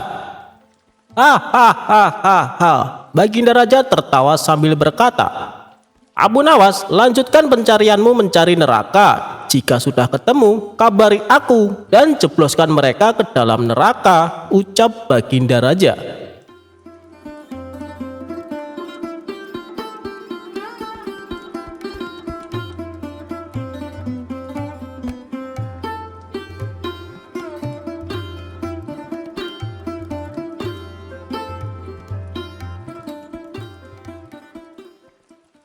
Pelajaran untuk majikan yang jahat. Diceritakan, ada seorang majikan yang mempekerjakan orang dengan cara yang aneh. Sang majikan selalu punya syarat, jika anak buahnya keluar dari pekerjaan, maka sang pembantu itu harus menyerahkan sepotong daging dari tubuhnya. Sebaliknya, jika majikan yang memecat, maka sang tuan juga harus menyerahkan sepotong daging dari tubuhnya kepada pembantunya. Majikan tersebut memperlakukan pembantunya dengan kasar, membebani dengan pekerjaan berat dan tidak jarang melakukan kekerasan fisik. Akibatnya, sering pembantunya tidak kerasan dan mengundurkan diri. Nah, siapapun yang mengundurkan diri sudah pasti harus menepati kontrak perjanjian, yaitu menyerahkan sepotong daging dari tubuhnya. Sampai suatu ketika, pengalaman dari seorang mantan pembantu dikeluhkan kepada Abu Nawas yang terkenal bijaksana dalam menyikapi persoalan. Abu Nawas bergegas pergi menyambangi sang majikan tersebut, meskipun harus melalui batas negara. Abu Nawas menyamar menjadi orang yang melamar menjadi pembantu. Seperti juga pembantu yang lain, Abu Nawas diikat dengan kontrak perjanjian yang aneh itu. Abu Nawas menyanggupi dan mulailah hari-hari bekerjanya di rumah tersebut. Berbeda dengan pembantu-pembantu sebelumnya, Abu Nawas bekerja sesuka hatinya. Tidak jarang ia bangun siang hari. Jika diminta memasak, hasilnya selalu berantakan, gosong dan terbakar. Begitu juga dengan membersihkan rumah, bukannya tambah indah, malah jadi kacau balau. Abu Nawas juga sering menolak yang diperintahkan oleh majikan, membangkang dengan terang-terangan. Karena sudah pusing dengan pembantu barunya, maka majikan memutuskan untuk memecat Abu Nawas. Tentu saja Abu Nawas meminta keadilan dengan mengingatkan pada perjanjian kontrak. Karena majikan tetap berkuasa, maka ia mengingkari janjinya. Ia tidak mau menyerahkan sepotong daging dari tubuhnya. Abu Nawas menerima keberatan sang majikan. Akan tetapi, sebagai gantinya, Abu Nawas cuma meminta sebuah paku yang menancap di tembok rumah majikan. Abu Nawas punya hak apapun atas paku yang menancap di tembok ruang tamu tersebut. Karena dianggap permintaan yang sepele, maka majikan menyanggupinya. Abu Nawas pun segera disuruh pergi. Abu Nawas pergi meninggalkan rumah sang majikan. Namun selang beberapa hari, ia datang lagi. Abu Nawas datang dengan membawa seekor bangkai tikus. Abu Nawas menanyakan kabar paku miliknya di tembok rumah majikan. "Itu paku milikmu, aku tidak akan mengotak-atiknya," kata majikan itu. "Aku masih punya hak atas paku itu kan tuan?" tanya Abu Nawas. Majikan mengangguk dengan pasti. Setelah itu, Abu Nawas langsung mendekati paku itu dan mencantolkan bangkai tikus di paku itu. Tentu saja majikan kebingungan, karena seluruh ruang tamu bahkan sampai ke ruang-ruang yang lain menjadi bau bangkai. Sementara sang majikan merasa bingung, Abu Nawas pergi meninggalkannya.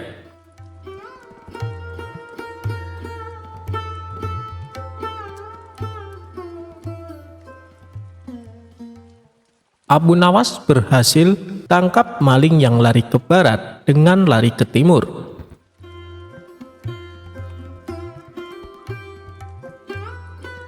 Abu Nawas memang sakti banget. Dia berhasil menangkap maling yang lari ke arah barat, padahal mencegatnya di sebelah timur. Berawal dari Abu Nawas yang melawan sosok ahli falak atau astronomi. Suatu hari, ada seorang ahli astronomi atau ahli ilmu falak di Jazirah Arab yang menjadi daerah tempat tinggal Abu Nawas. Ahli astronomi tersebut merasa kemampuannya sangat mumpuni dalam ilmu geografi. Berkat hal inilah, masyarakat lebih tertarik mendengarkan pernyataan dari ahli astronomi tersebut. Bahkan, masyarakat meninggalkan Abu Nawas yang dikenal suka omong kosong dan tidak memahami ilmu falak maupun astronomi, dan lebih memilih mempercayai teori-teori dari ahli astronomi tersebut. Ada salah satu teori dari ahli astronomi yang membuat masyarakat terkesima, yaitu bumi itu berbentuk bulat seperti bola. Ahli astronomi ini menyatakan bahwa andaikan manusia berjalan ke barat terus, maka suatu saat akan tiba di tempat yang sama. Hingga suatu hari, ahli astronomi itu baru saja kehilangan barangnya. Di saat yang sama, Abu Nawas sedang melintas di daerah rumahnya. Ahli astronomi tersebut lantas berteriak dan meminta tolong kepada Abu Nawas. "Hei Abu Nawas, tolonglah aku. Aku baru saja kehilangan barang. Maling baru saja mencuri barangku. Tolong bantu kejar malingnya," ucap ahli astronomi itu dengan napas yang terengah-engah. Abu Nawas bertanya kepada ahli astronomi tersebut, "Lari kemana malingnya?" Ahli astronomi itu pun menjawab, "Malingnya lari ke barat." Mendengar hal itu, Abu Nawas segera lari ke arah timur. Melihat pergerakan Abu Nawas, sang ahli astronomi tersebut jengkel. "Aku kan sudah bilang kalau malingnya lari ke barat, kok kamu larinya ke timur?" tanya ahli astronomi kepada Abu Nawas. "Tenang saja, nanti juga akan ketemu kok," jawab Abu Nawas sambil terus berlari.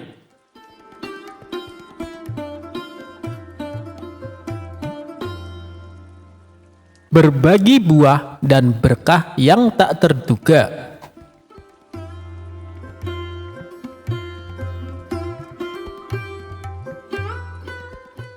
Suatu hari, Abu Nawas pergi ke pasar untuk membeli beberapa barang kebutuhan sehari-hari.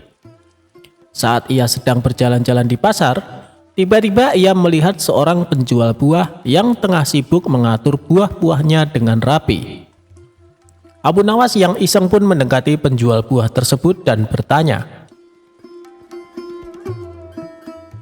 "Pak penjual, bolehkah saya mencoba buah ini sebelum membelinya?" Penjual buah dengan ramah menjawab, "Tentu saja Pak, silahkan mencoba." Abu Nawas pun mengambil satu buah apel dari tumpukan buah dan memakannya dengan lahap.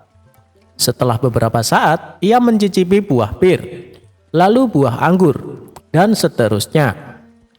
Ia terus mencoba buah-buahan tersebut tanpa berniat membelinya.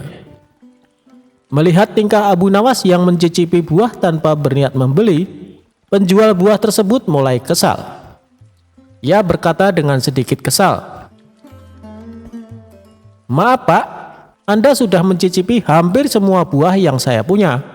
Boleh saya tahu apakah niat Anda membeli buah atau hanya mencoba-coba saja?" Abu Nawas yang cerdik dengan santai menjawab, "Oh, maaf Pak, sebenarnya saya sedang mencari buah yang paling enak untuk diberikan kepada istri saya. Saya ingin memastikan bahwa buah yang saya beli benar-benar lezat sehingga istri saya senang. Tapi sepertinya semua buah yang Bapak jual sangat enak, saya bingung memilihnya." Penjual buah awalnya kesal, tetapi kemudian ia tersenyum mengerti. Ia berkata, "Baiklah Pak, jika begitu saya akan memberikan harga spesial untuk Anda." Abu Nawas pun tertawa sambil berkata, "Terima kasih Pak, ternyata mencicipi buah-buah ini memberikan manfaat yang baik. Sekarang saya tahu bahwa semuanya enak." Keduanya tertawa bersama. Dan akhirnya Abu Nawas membeli beberapa buah dari penjual tersebut.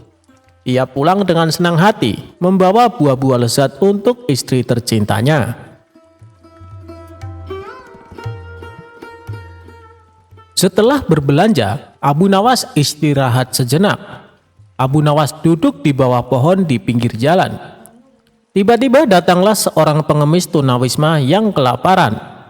Melihat keadaan pengemis tersebut, Abu Nawas merasa iba. Tanpa pikir panjang, Abu Nawas memutuskan untuk berbagi buah-buah yang baru saja ia beli kepada pengemis itu.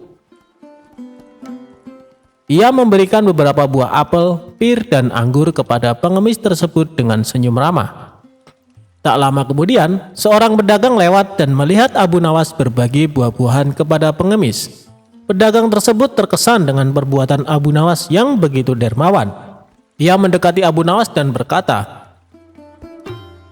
"Hei sahabatku, aku melihat apa yang kau lakukan tadi. Kau begitu baik hati dan penuh kepedulian terhadap sesama. Bolehkah aku menawarkan sebuah pekerjaan padamu?" Abu Nawas terkejut, namun tertarik dengan tawaran tersebut. Ia menjawab dengan rasa ingin tahu. "Tentu, apa pekerjaan yang kau maksud?" Pedagang itu tersenyum dan menjawab, "Aku memiliki toko buah dan membutuhkan seorang yang pandai dalam memilih buah-buahan berkualitas. Dilihat dari cara kau mencicipi buah-buah di pasar, aku yakin kau memiliki keahlian dalam hal itu. Aku ingin mengajakmu untuk bekerja denganku." Abu Nawas sangat senang dengan tawaran tersebut. Ia tidak menyangka bahwa perbuatannya yang sederhana di pasar dapat membawa keberuntungan dan kesempatan baru baginya.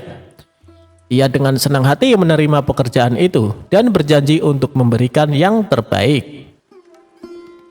Dari kejadian lucu di pasar hingga akhirnya mendapat pekerjaan baru, Abu Nawas mengerti bahwa kebaikan dan kepedulian terhadap orang lain selalu membuahkan hasil yang baik. Tindakan kecil seperti berbagi buah-buahan kepada pengemis dapat membuka pintu kesempatan yang tak terduga. Abu Nawas pun menjalani pekerjaan barunya dengan penuh semangat dan keahlian dalam memilih buah-buahan terbaik. Ia menjadi karyawan yang dipercaya oleh pedagang dan berhasil mencapai kesuksesan dalam bidang tersebut. Cerita lucu ini mengajarkan kita tentang pentingnya kebaikan dan kepedulian terhadap orang lain. Tindakan kecil yang dilakukan dengan tulus dapat membawa dampak positif dalam hidup kita, bahkan membawa keberuntungan dan peluang baru. Ia menggunakan kejadian lucu di pasar untuk mendapatkan harga spesial dan juga memberikan kebahagiaan kepada istri dengan buah-buah yang enak.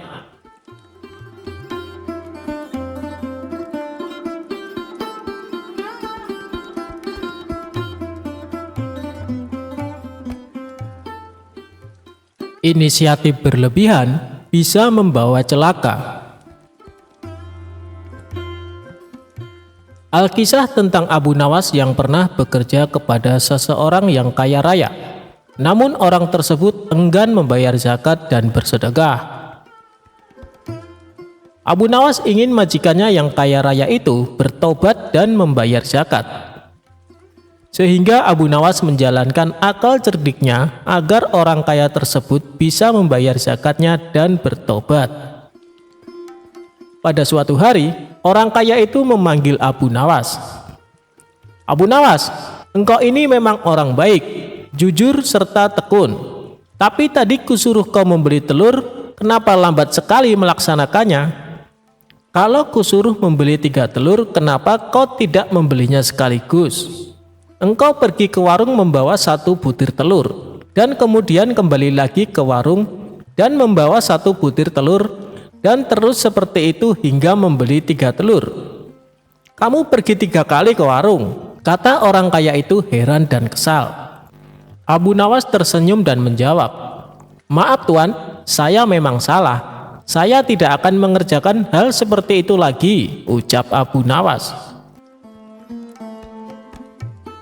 Beberapa hari kemudian, majikan Abu Nawas yang kaya raya itu jatuh sakit. Dan ia pun menyuruh Abu Nawas memanggil tabib. Ternyata Abu Nawas tidak hanya membawa tabib, tapi juga membawa beberapa orang lainnya. Majikan Abu Nawas yang tengah berbaring itu bertanya, "Aku hanya menyuruhmu memanggil tabib. Beberapa orang itu siapa?" "Begini Tuan, tabib biasanya menyuruh meminum obat, jadi saya sekalian membawa tukang obat. Dan tukang obat membutuhkan bahan-bahan obat, jadi saya juga membawakan penjual bahan obat-obatan. Sekaligus saya juga membawa penjual arang, karena biasanya obat direbus menggunakan arang, agar saya tidak bolak-balik seperti membeli telur," kata Abu Nawas. "Dan mungkin Tuan juga tidak akan sembuh, kemudian meninggal dunia. Saya juga membawa tukang penggali kubur," lanjut Abu Nawas. Mendengar penjelasan Abu Nawas, sang majikan kaget dan langsung berdiri. Karena teringat akan kematiannya, majikan tersebut menjadi bertobat dan rajin membayar zakat.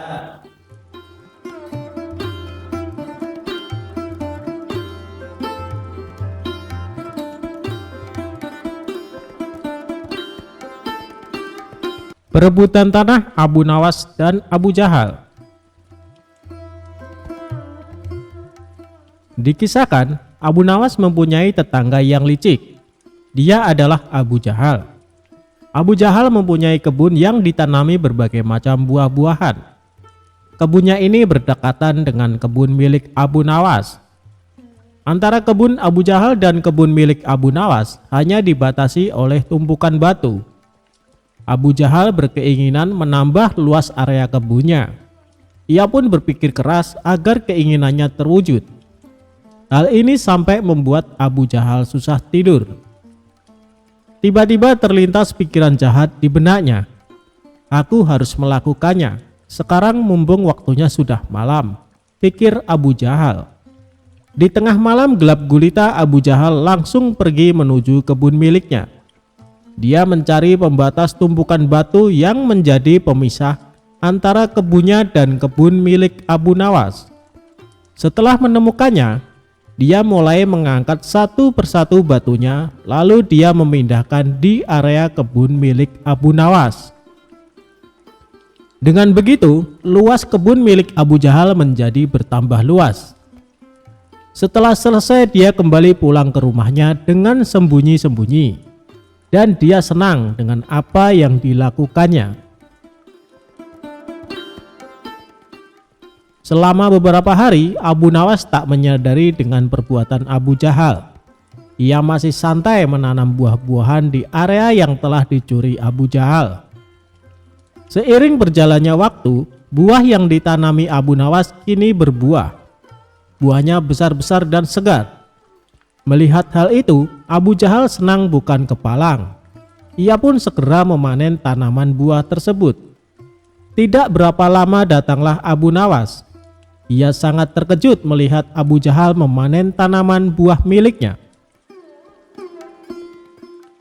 "Hei Abu Jahal, apa yang kamu lakukan?" seru Abu Nawas. "Aku sedang memanen buah yang ada di kebunku," jawab Abu Jahal. "Apa kau bilang? Ini masih area kebunku Abu Jahal," balas Abu Nawas. "Hei Abu Nawas, kamu mengigau ya? Coba kau lihat batu pembatasnya," tegas Abu Jahal. Sejenak Abu Nawas terdiam. Kenapa tumpukan batunya bisa pindah ya? Atau aku yang kurang teliti, pikir Abu Nawas. Tapi kan buah itu aku yang menanamnya, Abu Jahal, ucap Abu Nawas. Itu sih salahmu sendiri, kenapa menanam buah di area kebunku? Berarti ini adalah milikku, sahut Abu Jahal. Kurang ajar, ini pasti ada yang tidak beres, kata Abu Nawas dalam hati. Hei Abu Jahal, kamu pasti memindahkan tumpukan batu itu kan? Tanya Abu Nawas geram. Jangan fitnah kamu, aku bisa mengadukannya kepada Tuan Hakim, balas Abu Jahal menggertak. Ayo kita selesaikan masalah ini di depan Tuan Hakim, timbal Abu Nawas. Maka keduanya menghadap Tuan Hakim. Di hadapan Tuan Hakim, antara Abu Nawas dan Abu Jahal saling mengadukan masalahnya. Setelah mendengar penuturan dari kedua belah pihak, Tuan Hakim pun berkata, jujur saja saya sangat bingung, siapa di antara kalian yang benar? Tapi sepertinya aku lebih percaya Abu Jahal. Kenapa Tuan Hakim begitu mudah memutuskan hal itu? Anda adalah hakim yang terkenal bijak. Harusnya Anda lebih berhati-hati dalam memutuskan, balas Abu Nawas tidak terima. Sudahlah Abu Nawas, terima saja keputusan hakim. Toh area kebunmu masih juga luas, ucap Abu Jahal. Enak saja kamu bicara, kamu telah mencuri lahanku. Kamu sengaja memindahkan tumpukan batu yang menjadi pembatas, bentak Abu Nawas. Saya harap kalian berdua diam. Apa yang akan saya putuskan tidak bisa diganggu gugat. Dan keputusan saya adalah tanah yang kamu tanami buah adalah milik Abu Jahal, kata Tuan Hakim memutuskan. Mendengar hal itu, Abu Jahal merasa sangat senang. Terima kasih Tuan Hakim, Anda adalah hakim yang paling bijak yang pernah saya kenal, sahut Abu Jahal. Sementara Abu Nawas hanya bisa pasrah menerima keputusan tersebut. Asik, sekarang aku punya kebun lebih luas dari Abu Nawas, batin Abu Jahal kegirangan. Oh iya, Abu Jahal, berapa luas kebunmu? Tanya Tuan Hakim. 1,5 hektar Tuan Hakim, jawab Abu Jahal. Kalau kamu Abu Nawas, berapa luas kebunmu? Tanya Tuan Hakim kembali. Sebenarnya luas kebun saya 1,5 hektar. Tapi karena setengahnya dicuri sama Abu Jahal, luasnya jadi tinggal 1 hektar, jawab Abu Nawas. Kalian tahu tidak kenapa saya tanya luas kebun kalian? Karena kemarin saya dapat surat langsung dari Baginda Raja. Beliau memerintahkan kepada saya, barang siapa yang mempunyai kebun yang luasnya lebih dari 1 hektar, maka akan disita negara beserta isi-isinya. Dan bagi siapa saja yang menentang peraturan ini akan dihukum mati. Hal ini Baginda Raja terpaksa lakukan karena kondisi keuangan negara sedang krisis, kata sang hakim menjelaskan. Seketika raut wajah Abu Jahal yang tadinya ceria mendadak berubah menjadi terkejut. Waduh, celaka. Aku akan kehilangan kebunku, pikir Abu Jahal ketakutan. Maaf Tuan Hakim, sebenarnya luas kebun saya hanya 1 hektar, tutur Abu Jahal. Tadi kamu bilang katanya luas kebunmu 1,5 hektar, sekarang bilangnya 1 hektar. Kamu jangan main-main Abu Jahal, bentak Tuan Hakim. Saya berani bersumpah Tuan Hakim, kebun saya memang luasnya hanya 1 hektar. Tumpukan batu yang jadi pembatas antara kebun saya dan kebun milik Abu Nawas telah saya pindahkan dari tempatnya, ujar Abu Jahal. Oh begitu. Jadi tanah yang ditanami buah oleh Abu Nawas sebenarnya masih area kebun Abu Nawas? Tanya Tuan Hakim memastikan. Benar Tuan Hakim, jawab Abu Jahal. Bagaimana denganmu Abu Nawas? Apakah benar luas kebunmu 1,5 hektar? Tanya Tuan Hakim kepada Abu Nawas. Benar Tuan Hakim, jawab Abu Nawas semakin pasrah. Nah kalau begini kan jelas siapa yang sebenarnya berbohong. Pengawal, tangkap Abu Jahal dan masukkan ke dalam penjara karena dia telah mengaku mencuri area kebun milik Abu Nawas, perintah Tuan Hakim. Tapi Tuan Hakim, kebun saya tidak disita kan? Tanya Abu Jahal khawatir. Tidak ada yang namanya penyitaan. Itu hanya trik saya saja supaya saya bisa menyelesaikan perkara kalian berdua dengan adil, balas Tuan Hakim. Mendengar hal itu, Abu Jahal langsung terkulai lemas. Sementara Abu Nawas tersenyum bahagia karena ia bisa mendapatkan kembali luas kebunnya. Demikianlah kisah cerdik Abu Nawas melawan Abu Jahal.